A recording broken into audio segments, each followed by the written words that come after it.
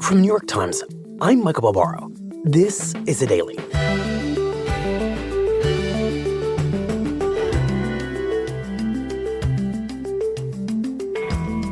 Today, the latest leak of U.S. military secrets, this time by a member of the National Guard, has once again raised a familiar question.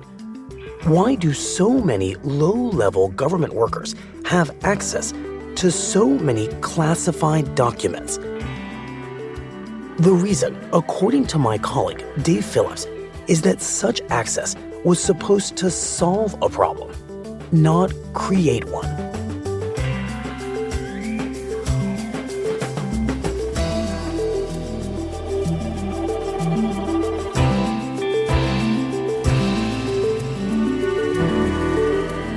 It's Friday, April 21st.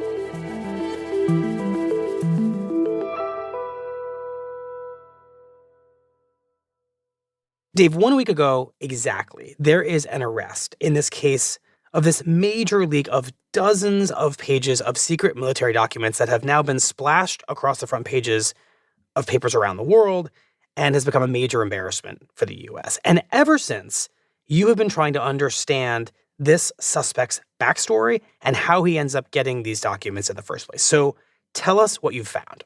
At first, we found very little. The FBI arrests a suspect, and they don't tell us much.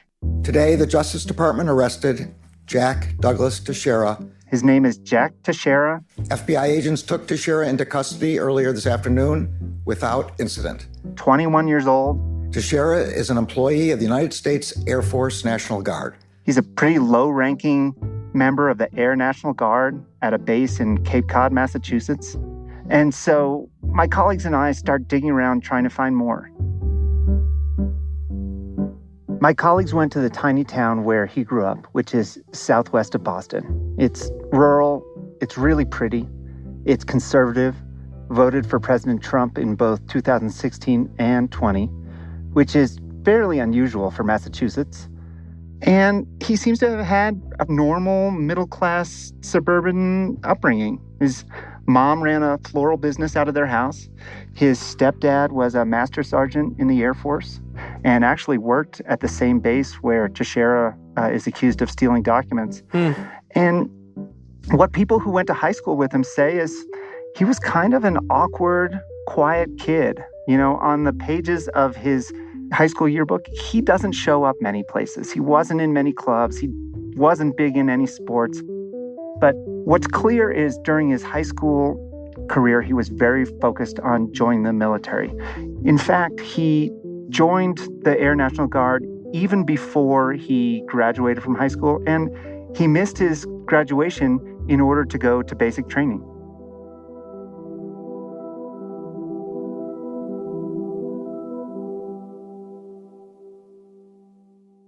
And Dave, what exactly, for those of us who don't know the military nearly as well as you do, is the Air National Guard?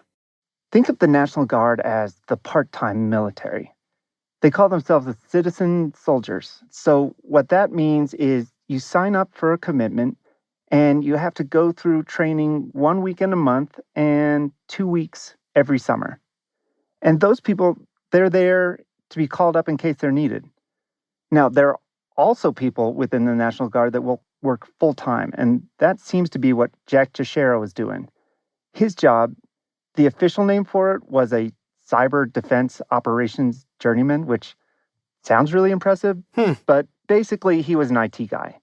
And he was there at the base working nights, making sure that all the computers worked.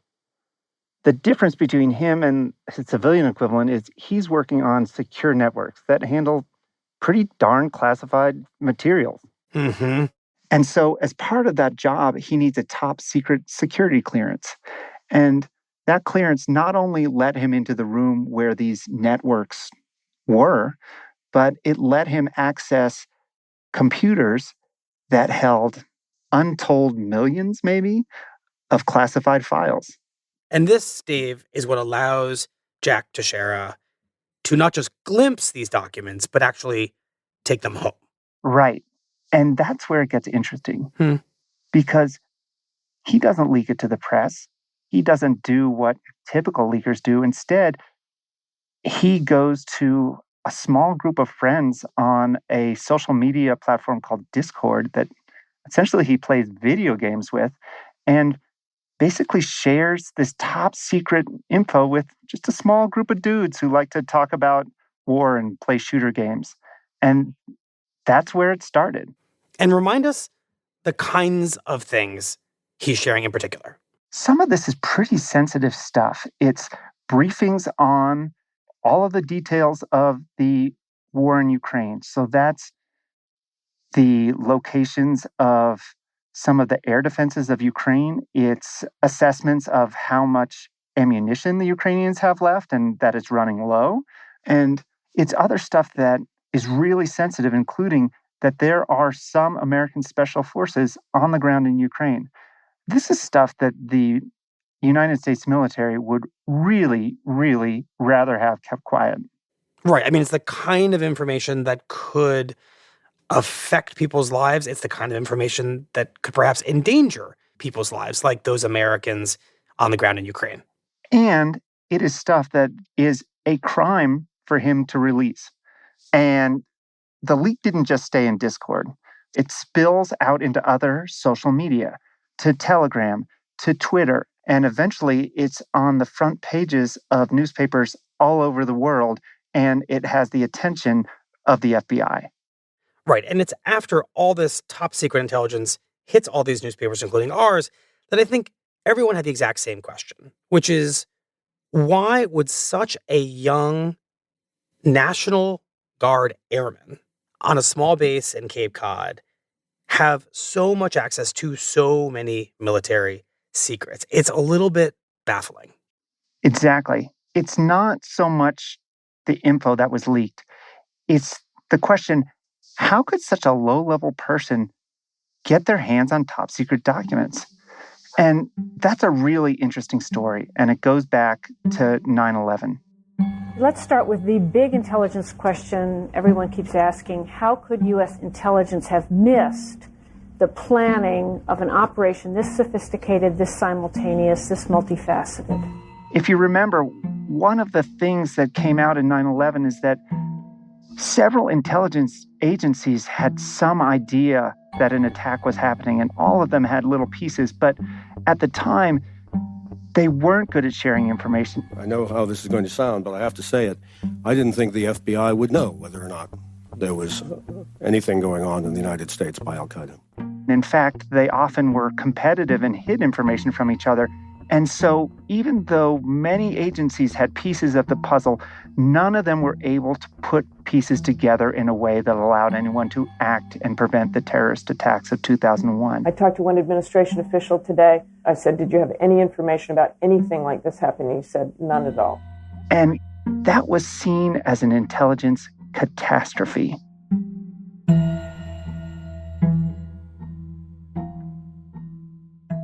Right. I vividly can remember, Dave, reading the September 11th Commission's final report, which found that there were agencies within the government that had vital intelligence about al-Qaeda, but that it didn't get into the hands of another agency that might have been able to do something about it. And it's not that they said that that would have prevented 9/11, but it would have given our government a fighting chance at trying to stop it. Exactly. And right after those attacks, the intelligence agencies, and this is a big ecosystem, it's 18 federal agencies, including the military, they vowed to get better connected, to share better, to gather more, and to make sure that anyone who had a reasonable amount of security clearance could see it. And so they massively expanded an existing global network that was called JWICS. That's the Joint Worldwide Intelligence Communication System. Fancy name, but basically what it is it's like a classified version of Google. You know, a vast number of the intelligence material that is gathered by the Air Force, the Army, the CIA, the FBI goes into this searchable network. And all of a sudden, this network provided information for anyone with a secure JWICS terminal from whether they're in Kabul or Cape Cod.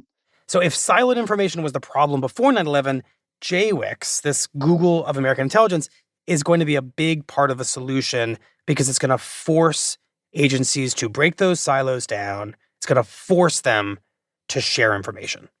Right, but it also comes with a cost because maintaining that takes a vast number of people, many of them low-ranking junior people, to process information, to maintain the network. And all those people need access in order for it to work. And so that number just grows and grows. And today, there's something like 200,000 people that have access to this top secret network. That is an astonishing number. I mean, it's basically the population of a mid-sized American city. That's the number of people within our military system who have access to all this sensitive information on JWICS. Right. And one of the things that the intelligence community is really forced to grapple with is that once you have that many people accessing this huge amount of data, there's a really big danger that there's going to be leaks. And it wasn't too many years after 2001 that those leaks started to happen.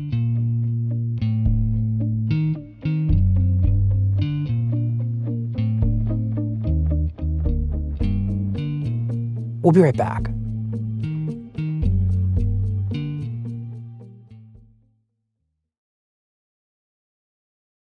So, Dave, when does the military first realize in this new post-9/11 world of intelligence sharing that it has a leak problem?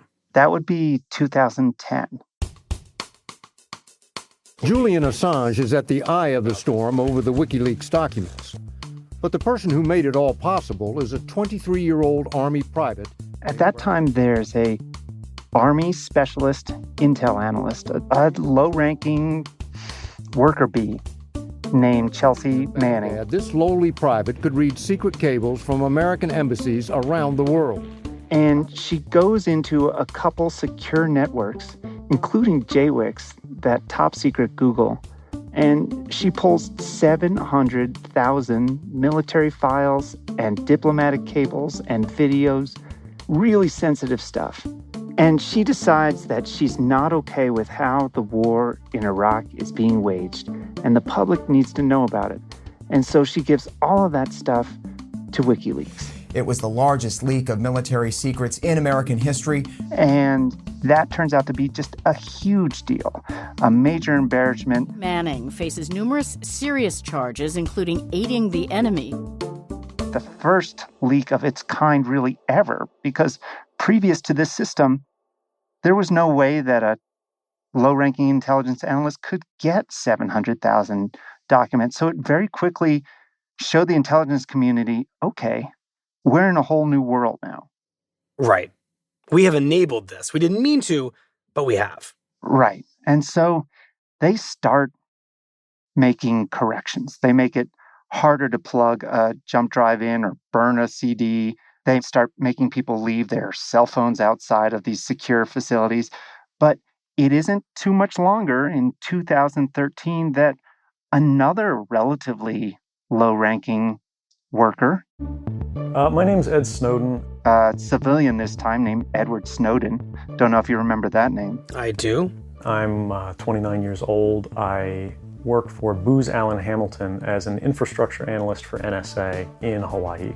And he takes vast amounts of materials about the NSA's global surveillance system, and he shares them with a number of journalists. First, The Guardian revealed the National Security Agency is collecting telephone records of millions of Verizon customers. The NSA monitored phone calls of 35 world leaders. The Guardian revealed the existence of a top-secret program codenamed PRISM, where the And so, again, the intelligence community is starting to realize, okay, by being more connected, more open, we are more vulnerable to, for lack of a better word, like an insider threat. The threat is literally coming from inside the house in both of these cases. This is not an adversary. This is not a breach from overseas. These are people from within the U.S. military system who now have this access, who are creating these leaks. Right. Americans who, for whatever reason, mostly ideological, decide that they see something that they feel needs to be shared. And it doesn't end with Snowden, because just a few years later in 2017, A 25-year-old woman, a federal contractor with top secret security clearance, is in custody in Georgia tonight. a woman named Reality Winner. She's working as a linguist for the NSA as a security contractor, and she finds a intelligence report on Russian interference in the 2016 election. The classified material, an NSA report on a Russian cyber attack on U.S. voting software. And she prints it out, sneaks it out of her secure facility under her clothes, and gives it to The Intercept. So in all of these cases, a clear pattern starts to emerge. All the biggest breaches of intelligence, or at least the ones that we know about, are by young, relatively junior people that are working in this vast system. And even though they don't have much authority in this vast organization, they have tremendous access and can essentially spill all this really sensitive information out into the world. And that's exactly the thing that we saw from Jack Teixeira.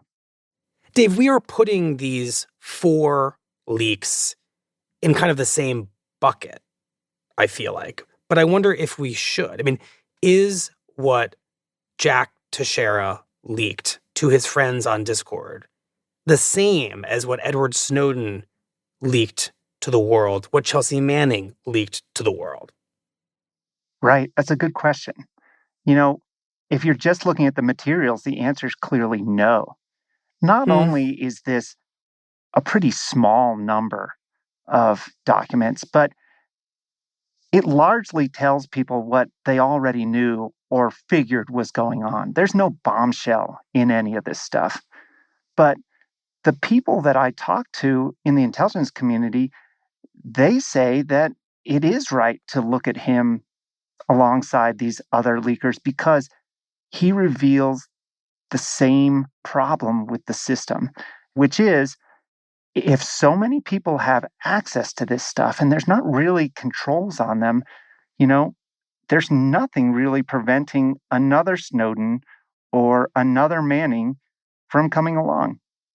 And if you believe that what Snowden or Manning did was important or even justified, then obviously that's not necessarily a bad thing. But if you believe, as the intelligence community and the Justice Department certainly does, that those leaks harmed national security, and if you're the military, you're probably asking yourself, should we be rethinking who gets this kind of access? For them, I think the reason Jack Teixeira is such a big deal is because he's such a small deal. You know, that, you know, a low-ranking IT guy at a Air National Guard base could have such an outsized access to really sensitive stuff. And so they're trying to clamp that down. You know, what they've said publicly this week is that they're culling the list of people that have access to secure networks like JWICs. They have shut down the intelligence mission for the air base in Massachusetts where Teixeira worked. So they basically shut down his entire unit. That's right, for now. And the Department of Defense has requested that all of its services report within 45 days on what they are doing to make sure that they have the right security and access rules in place so that hopefully this type of thing doesn't happen again. But the problem is that those restrictions don't come without a cost.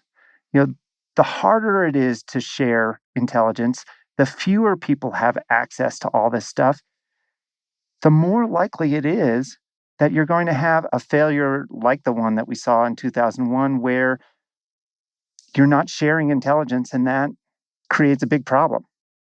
Right. So clearly it's a balancing act. But if we're being honest, and maybe if we're being a little provocative, it does not feel, Dave, as if something like 9/11 is going to happen again. Just because a 21-year-old airman in Cape Cod working on IT support does not have access to secret military documents, right? So some of this may be doable without perhaps creating a lot of cost. That's true. But at the same time, the system's going to keep changing, and it's going to have new demands, new people that it needs to bring into the circle in order for the intelligence system to work. And it's going to be really hard to make sure that they have access that they need to do their jobs while not granting so much access that they're going to create another big intelligence leak. You know, one of the unique things about the military is that it places enormous amount of responsibility on very young, relatively junior people. I mean, you think about a ground war situation where you might have a platoon leader who's 23 years old. And I think that they view this the same way. Like, we don't have a choice. We are going to have to continue to give a tremendous amount of responsibility to people who are barely out of college or never even went to college. And I think what they want to do, what they think is one solution, is just, rely on that these people have the training and character and ethics to understand that they should do the right thing. Right. The military, you're saying, operates on the honor system. Whether that's a drone operator that we trust knows their target is the right target, whether it's that platoon leader who will be leading fellow young men, perhaps to their deaths, that's the system. That's the contract the military has with the people in it. Right. And the vast majority of time, vast majority of the time, that works. Right. If you think about it. But there are some times where it all falls apart. Right. I mean, when you think about it, 4 meaningful leaks of this kind of information since 9/11 might not actually be that many leaks. Right. I mean, that could be like more than 1 million people who had access to the JWICS network in that time. I mean, I'm not saying that the intelligence community would choose to have 4 leaks, but maybe they see it as a cost of doing business.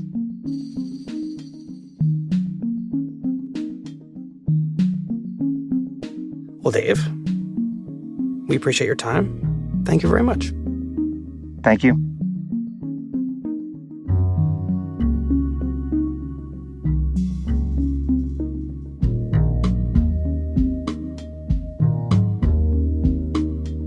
As of Thursday, Jack Teixeira remains in custody in Massachusetts, where he's been charged with violating 2 federal laws by mishandling classified documents. If convicted, he faces up to 15 years in prison.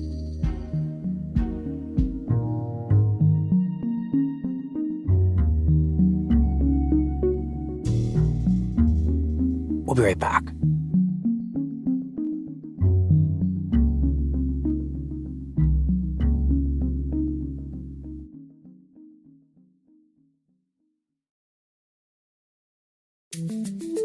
Here's what else you need to know today. 8, 7, 6, 5, 4, 3. In its first test flight, SpaceX's Starship, the tallest and most powerful rocket in history, exploded shortly after taking off. We should have had separation by now. Obviously, this does not appear to be a nominal situation. But experts said that what looked like a failure was in many ways a success because the experimental rocket made it clear of the launch pad and traveled for 4 minutes. Starship is seen as a technological breakthrough because unlike past rockets, it's designed to be entirely reusable. SpaceX's founder, Elon Musk, said that the Starship will eventually allow humans to travel to and colonize the planet Mars. And the U.S. military is preparing for the possibility that it will need to evacuate the U.S. embassy in Sudan as fighting between 2 factions of Sudan's military intensifies. So far, the fighting has killed at least 330 people and injured more than 3,000. That violence and its causes will be the subject of Monday's show. Today's episode was produced by Asla Chaturvedi and Shannon Lin, with help from Michael Simon Johnson. It was edited by MJ Davis Lin and Liz O'Balin. Fact-checked by Susan Lee. Contains original music by Dan Powell and Marian Lozano and was engineered by Chris Wood. Our theme music is by Jim Brunberg and Ben Landsberg of Wonderly.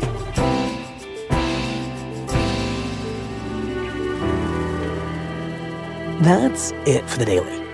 I'm Michael Barbaro. See you on Monday.